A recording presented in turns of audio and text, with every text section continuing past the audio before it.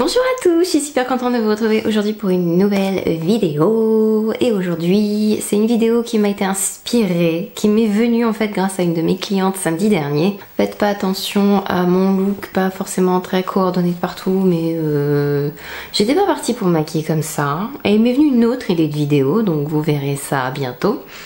Et du coup j'ai gardé mon haut quand même et j'ai mis un pull parce que j'ai froid, donc voilà hein, mais de toute façon je suis pas youtubeuse mode, on s'en fout. Avant de commencer plus loin dans cette vidéo, n'hésitez pas à vous abonner à ma chaîne si c'est pas déjà fait. Je m'appelle Aurélie, j'essaye de vous faire 2 vidéos par semaine et j'adore partager avec vous mes astuces, mes conseils, ce que je sais, parce que maquiller c'est mon métier et voilà. J'ai même fait des notes aujourd'hui pour essayer de rien oublier et d'aller un peu à l'essentiel. Si vous avez vu le titre de cette vidéo, et je pense que vous l'avez lu quand même avant de cliquer sur lecture, vous savez de quoi on va parler des peaux grasses aujourd'hui. Pourquoi cette vidéo m'est venue comme ça? En fait, donc c'était un essai maquillage que j'ai fait samedi dernier pour une future mariée. Quand je commence comme ça à voir quelqu'un pour la première fois, etc., j'aime bien lui demander comment elle trouve sa peau en ce moment, comment elle se sent, si ça la tiraille, si... Enfin voilà, une espèce de mini diagnostic rapide où je vois ce que je peux faire. Et donc elle me dit qu'elle a la peau grasse, que ça brille et que elle se lavait le visage avec beaucoup de produits pour peau grasse, mais que du coup ça brillait encore plus et que elle pelait même. Une peau dans un état normal, elle brille. C'est normal. La peau produit du sébum pour se protéger, elle le fait pas pour vous embêter. Ce que je trouve dommage, c'est qu'à l'heure d'aujourd'hui, avec Instagram, avec Photoshop, surtout avec Photoshop et tout, on est passé un peu dans un univers où on a l'impression que la peau doit pas avoir de pores, qu'elle doit pas briller, qu'elle doit pas avoir de défauts, pas avoir de poils, qu'on doit pas avoir de... Enfin, ça n'existe pas. Faites-vous du bien, allez voir Google et tapez sur Google les vrais visages des gens, où j'ai vu beaucoup de photos, c'est même pas des avant-après, c'est des photos des gens tels que qu'on les verrait en face à face et telles que les photos sont mises dans les magazines, etc. ou même sur Instagram, très retouchées, floutées, etc., etc. Vous verrez que c'est pas réellement comment ils sont. Ils ont des pores sur la peau, ils ont du duvet, ils ont des petits boutons, ils ont la peau qui brille, ils ont et ce maquillage parfait que vous imaginez en voyant Instagram très poudré, très plein de fond de teint, très mat. En vrai, c'est pas comme ça du tout. Alors bien sûr, il y a réellement des peaux grasses, mais ce que je veux vous dire, c'est que la peau produit naturellement de l'huile, produit naturellement du sébum, et si vous en produisez pas du tout, c'est aussi un problème. Vous avez la peau sèche, mais si vous en avez un peu, c'est normal. Si vous en avez beaucoup trop, c'est pas normal non plus. Enfin, c'est pas normal, c'est préférable de pas en avoir trop quand même, mais c'est là où on a vraiment une peau grasse. Avoir un peu de sébum, c'est normal. Briller un peu, c'est normal, surtout s'il fait chaud. Enfin, il y a la transpiration, il y a tout ça qui rentre en compte aussi. Être mat, ça n'existe pas à l'état naturel. Et je dirais même en plus que vous allez produire de plus en plus d'huile si vous êtes déshydraté. La peau essaye de compenser son manque d'eau en produisant plus de sébum, sauf que c'est pas comme ça que ça fonctionne, et du coup vous avez l'impression qu'elle est grasse parce qu'elle brille, alors qu'en fait elle est juste déshydratée et en souffrance. Donc vous allez utiliser, comme ma cliente au final, des produits inadaptés pour essayer de contrecarrer l'huile, alors qu'en fait ce qu'elle a vraiment besoin c'est de l'eau, et que d'un coup tout irait beaucoup mieux dans le meilleur des mondes. Et c'est là où on en vient dans ma première astuce, c'est d'utiliser un hydratant. Mettez de la crème par pitié sur votre visage. Vous ne devez pas aller contre votre peau grasse, mais vous devez faire avec votre peau grasse, et votre peau grasse a quand même besoin d'hydratation. Donc utilisez des gels, utilisez des crèmes plus légères, mais utilisez quand même un hydratant et pas un hydratant qui va matifier. J'utilise parfois un hydratant qui régule un peu la peau, mais je vais le faire ponctuellement parce que pour les invités des mariages par exemple, je vais les voir là maintenant tout de suite, je vais pas les voir avant, je vais pas les voir après pour je leur conseille des produits, mais du coup j'ai besoin quand même de réguler un peu, si elles me disent qu'elles ont vraiment la peau grasse, de réguler leur sébum pour que ça tienne tout le long du mariage. Donc là je vais utiliser effectivement un hydratant un peu plus qui va un peu plus contrôler leur peau, mais d'une manière générale, pour tous les jours de votre vie, si vous ou enfin à l'instant T où vous avez la peau grasse, utilisez un hydratant qui hydrate. Hydratez votre peau, c'est hyper important. Plus vous allez essayer de combattre cette huile et plus votre peau ne vous le rendra pas bien. Donc hydratez. Je vous ai dit qu'il fallait hydrater d'abord, mais il y a un autre truc très important qu'il faut faire aussi, c'est de ne pas utiliser des produits extrêmement agressifs, bourrés d'alcool, trop de produits exfoliants, vous allez faire plus de mal que de bien à votre peau. Vous allez absolument vouloir enlever l'huile de votre peau d'une manière trop brutale et que du coup pour se protéger elle va se dire « Oh mon Dieu !» Il faut que j'en produise plus, on essaie de tout m'enlever. C'est pas ce qu'on veut, soyez doux avec votre peau s'il vous plaît. Donc si vous essayez comme ça d'utiliser un nettoyant pour peau grasse qui est trop décapant, un truc qui absorbe les huiles après, une lotion, ça était très à la mode en France, les lotions astringentes, etc. bourrées d'alcool. J'ai rien contre l'alcool dans les produits, mais trop, des fois c'est trop.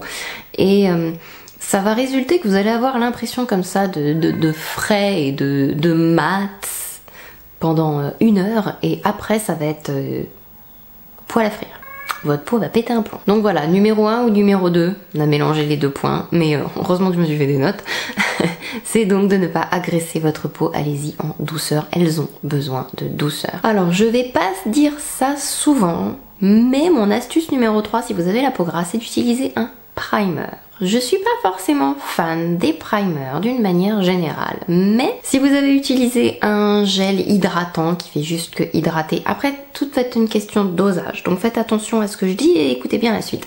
Vous pouvez utiliser un primer. Il va créer en fait une barrière entre votre peau et le fond de teint pour que si jamais vous avez des huiles qui veulent le sébum un petit peu qui s'excite en cours de journée, il va en fait être empêché par le primer d'aller mettre le bazar avec votre fond de teint, l'oxyder ou le dissoudre ou etc. etc. Je préfère les primers assez légers, ne les prenez pas métalliques, surtout sur vous ça va pas être beau du tout. Quand je parle de métallique, je parle surtout de primers qui sont comme ça lumineux, radieux et glowy et sur vous ça aura pas le bon effet du tout, vous aurez juste l'air d'avoir transpiré. Si vous prenez un primer qui régule l'excès de sébum, vous pouvez, mais il faut éviter alors de prendre un fond de teint qui va faire la même chose.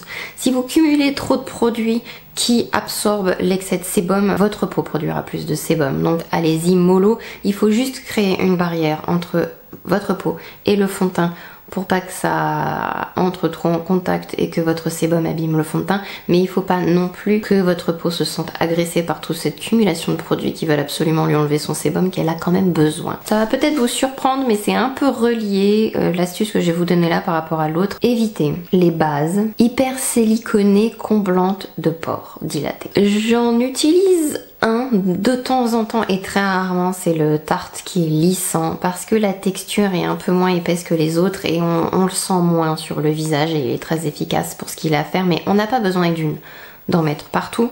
Ce genre de base très épaisse comme la Professional de Benefit et tout ça, ça se met pas partout sur le visage et les gens ont tendance en plus à en foutre une couche épaisse partout, mais ça ne fera pas joli avec tous vos produits pour le teint partout là. Déjà parce que on n'a pas les pores si dilatés que ça la plupart du temps. Faut savoir que c'est un facteur génétique aussi, la taille de vos pores, donc vous pourrez pas faire plus serré que ce que vous êtes génétiquement programmé pour. Ou alors mettez-en, mais vraiment pas beaucoup parce qu'il n'y a pas besoin d'en avoir beaucoup. Et plus vous allez en mettre, plus ça fera un phénomène de peluche. Vous savez, ça va faire comme des petites boules qui roulent sous votre peau là et vous n'allez pas comprendre pourquoi. Parce que vous en avez mis trop. Ma 5e astuce, qui est d'une manière générale pour tout le monde, mais je trouve que c'est encore plus vrai pour les peaux grasses et les peaux acnéiques, c'est laver vos outils. Lavez vos pinceaux, lavez vos éponges, lavez vos poufs, lavez vos outils. Après chaque utilisation, surtout, mais surtout, si c'est avec des produits liquides. Les produits que vous allez utiliser contiennent des huiles, de l'eau et c'est un terrain extrêmement favorable à la prolifération des bactéries. Ne vous étonnez pas si vous faites plein de boutons du coup. Il y a une 6e astuce que j'ai envie de vous donner qui va peut-être vous surprendre, c'est de... j'en ai pas parlé avant, alors que j'aurais pu le mettre avant parce que j'ai parlé de primer, mais c'est de poudrer votre primer. Ça permet de créer encore plus cette limite entre votre peau, le primer et le fond de teint. Ça absorbe aussi, ça permet de garder l'excès de sébum un peu sous contrôle. Vous pouvez parfaitement utiliser juste votre gel hydratant et le poudrer après, et après appliquer votre fond de teint. Il n'y a pas forcément besoin de beaucoup de poudre, par contre ce qui est très important c'est qu'il faut que ce soit une poudre transparente. Vous pouvez utiliser un spray comme le Fix Plus Matte de MAC qui est très bien. Essayez, c'est absolument génial. C'est une technique que je connais depuis très longtemps et j'en ai déjà abusé dans certains cas extrêmes de peau très grasse. Surtout l'été. Ma 7e astuce, c'est pas vraiment une astuce, c'est juste un avertissement. Faites très attention aux fonds de teint qui sont très mat et qui contrôlent le sébum. N'en abusez pas, n'en mettez pas trop. D'ailleurs, ça va être un autre point important. Et surtout, si vous avez utilisé déjà une crème qui est réductrice d'huile, on va dire, que vous utilisez ensuite une base qui va contrôler encore le sébum. Et si vous utilisez en plus un fond de teint hyper mat qui contrôle le sébum, etc., si vous faites ça, il y a de fortes chances qu'au bout de 2 heures, vous ressemblez aussi à une poêle à frire et que tout ce que vous avez fait de toute façon, ça ne sert à rien parce que votre peau va compenser tout ce que vous êtes en train de faire en produisant encore plus d'huile. Comme je vous disais, briller un peu, c'est normal, mais il y a une différence entre briller un petit peu et que ça ait l'air sain, briller comme une poêle à frire et que ça dissolve votre make-up d'une manière pas très jolie. Ce qu'il m'arrive de faire souvent, c'est d'utiliser la crème Hydra Matte Émulsion. C'est un soin rééquilibrant pour les peaux mixtes et grasses, donc de Embryolisse. Et après, si la personne me dit qu'elle a vraiment une peau très grasse, je vais poudrer sous le fond de teint et je vais appliquer un fond de teint waterproof longue tenue, mais pas forcément hyper mat et surtout qui va pas contrôler le sébum justement. Et si vous le faites, de toute façon, n'y allez pas avec la truelle. Ne faites pas des couches épaisses. Plus vous allez avoir besoin de couches épaisses et plus vous allez avoir besoin de poudrer. Et de toute façon, la couche épaisse n'aura pas eu toute la poudre et ça a de fortes chances de s'oxyder, de changer de couleur et de réagir au sébum de votre peau. Dans le make-up, le secret c'est de faire des fines couches. Succession de fines couches, mais des fines couches. Ma 9e astuce, c'est d'éviter tous les produits par contre trop émollients. Donc autant il faut éviter d'abuser des produits hyper mat, les produits trop émollients, les crèmes, tout ce qui est en produit crème comme les anti-cernes ou même les blushs crème ou enfin tout ce genre de choses, c'est pas vraiment pour votre type de peau, donc évitez-les. Je vous dis pas non plus d'utiliser un truc hyper desséchant sur votre visage, mais ce sont des formulations qui sont pas destinées aux peaux grasses et évitez donc tout ce qui est blush crème, ça fera pas très joli sur votre peau grasse, pareil ça donnera un peu l'impression que vous avez transpiré ou que ça vire bizarre. Préférez blush poudre, contour poudre, etc. Après il y a peut-être une exception avec les Fenty, mais ce sont des fonds de teint stick mat, donc vous pouvez y aller avec ce contour crème là, je l'ai testé. Mais voilà, tout ce qui est anti-cerne comme ça, très hydratant, très émollient, très évité, ça sera pas très joli sous votre dessous des yeux, à moins de faire partie des gens qui ont une peau très grasse partout, mais d'avoir le contour des yeux très sec. Préférez les formules liquides plutôt que crème, du coup surtout pour l'anti-cerne, surtout pour votre fond de teint, fond de teint compact, fond de teint crème très épais, fond de teint, ça va être beaucoup trop émollient pour vous. Préférez donc, c'est comme pour votre hydratant finalement, les textures plus liquides. Ma dernière astuce, ça va encore être à propos de la poudre. On parlait de faire des couches pas épaisses, et bien pour poudrer c'est la même chose, il en faut pas trop non plus. Vous savez que je suis pas une adepte du baking, je ne fais pas de baking et je n'aime pas ça le baking et je ne le fais pas non plus pour les peaux grasses. Quand je poudre le visage, j'y vais soit avec un pinceau, donc un pinceau très léger, en ce moment j'aime beaucoup les duos fibres pour poudrer. Et si vraiment, bon il est sale hein, mais si vraiment j'ai besoin de poudrer plus parce qu'il fait très chaud, que la personne me dit qu'elle a la peau très grasse, etc., je vais y aller avec un pouf. Ce qui ne veut pas dire qu'il faut poudrer énormément avec un pouf. On est encore très loin du baking. Le baking, c'est de vraiment mettre une couche épaisse de poudre sur le visage, d'attendre 20 minutes, 15 minutes et après d'enlever l'excédent de poudre. Là, vous allez presser la poudre avec le pouf, mais vous n'allez pas en mettre 3 couches que vous allez devoir balayer après. Vous prenez la poudre comme ça. Moi, ce que j'aime bien après, c'est l'écraser dans ma main, ou alors je roule le pouf comme ça et je tape dessus pour enlever l'excédent. Et après, j'applique, parfois même je la plie, et j'applique comme ça en tapotant, en pressant même le pouf sur le visage. Ça, si vous avez la peau grasse, ça peut vraiment vous sauver la vie. Et même avec le pouf, contrairement à ce qu'on peut penser, c'est toute une question de dosage. Comme je vous ai dit, je presse la poudre, je le tape un coup.